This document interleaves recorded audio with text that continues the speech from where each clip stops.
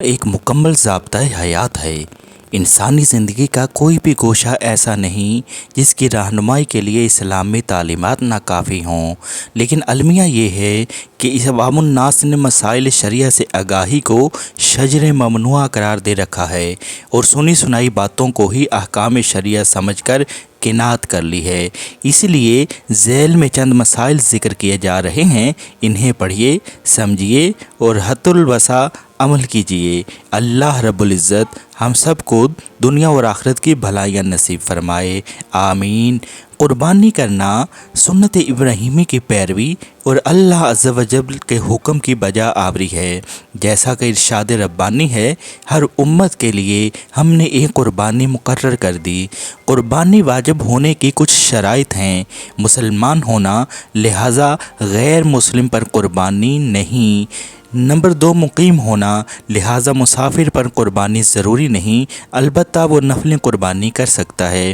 Number 3، صاحب نصاب ہونا، یہاں نصاب سے مراد وہ نصاب نہیں جس سے زکوٰۃ واجب ہوتی ہے، بلکہ وہ نصاب ہے جس سے صدقہ فطر لازم ہوتا ہے۔ مرد ہونا، اس کی شرط نہیں، لہذا عورت پر بھی اگر وہ نصاب کی مالک ہے تو قربانی واجب ہوگی۔ قربانی کے جانور 3 قسم کے ہیں۔ اونٹ یا اونٹنی کی عمر کم از کم 5 سال ہونا ضروری ہے۔ گائے، بیل، بھینس اور بھینسے کی عمر کم از کم 2 سال ہونا لازمی ہے۔ بکری، بکرا، دمبا اور بھیڑ کی عمر کم از کم 1 سال ہونا لازمی ہے۔ اگر کوئی جانور بیان کردہ عمر سے زیادہ کا ہو تو افضل ہے، کم کا ہو تو قربانی نہیں ہو سکتی، لیکن اگر 6 مہینے کا دمبا دیکھنے میں سال بھر کا معلوم ہوتا ہو تو اس کی قربانی جائز ہے۔ بکری، بکرا، بھیڑ اور دمبے کو صرف ایک آدمی کی طرف سے قربانی میں ذبح کیا جا سکتا ہے، جبکہ گائے، بیل، بھینس، بھینسا، اونٹ اور اونٹنی میں 7 افراد شریک ہو سکتے ہیں۔ نیز 7 افراد کے حصے برابر اور قربانی کے لیے سب کی نیت اللہ تعالیٰ کی رضا جوئی ہونا ضروری ہے، ورنہ سب کی قربانی نہیں ہوگی۔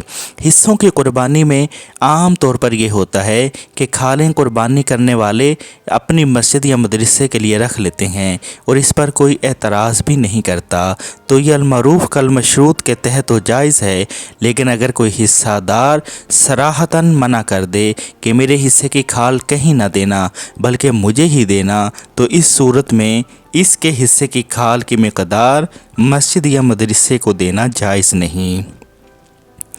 جس جانور میں مندرجہ ذیل عیوب میں سے کوئی ایک بھی موجود ہو اس کی قربانی جائز نہیں: سینگ ہڈی تک ٹوٹا ہوا ہو، اتنا پاگل ہو کہ چرنا چھوڑ دے، اتنا کمزور ہو کہ ہڈی میں مغز نہ رہا ہو، اندھا ہو، کانا پن ظاہر ہو، اتنا بیمار ہو کہ چل نہ سکتا ہو، کان، دم، چکی تیسرے حصے سے زائد کٹی ہوئی ہو، کانوں سے خالی ہو، تیسرے حصے سے زائد بینائی چلی گئی ہو، بکری کا 1، گائے کے 2 تھن خشک ہوں یا کٹے ہوئے ہوں، کسی جانور میں نر اور مادہ دونوں کی علامتیں یعنی خنثی ہوں، گندگی کھانے والا ہو، اس کا پاؤں کٹا ہوا ہو، زبان اتنی کٹی ہوئی ہو کہ چارہ نہ کھا سکتا ہو۔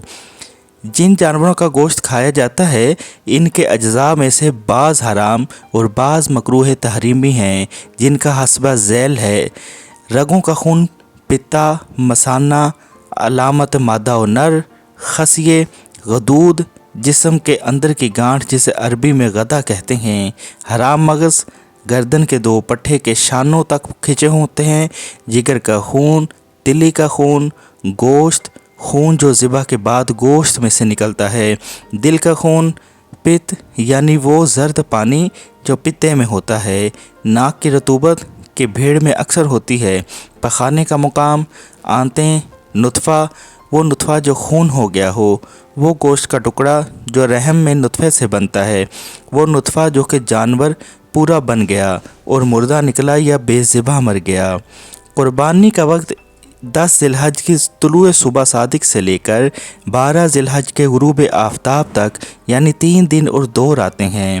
البتہ غلطی کے احتمال کی وجہ سے رات کو قربانی کرنا مکروہ ہے۔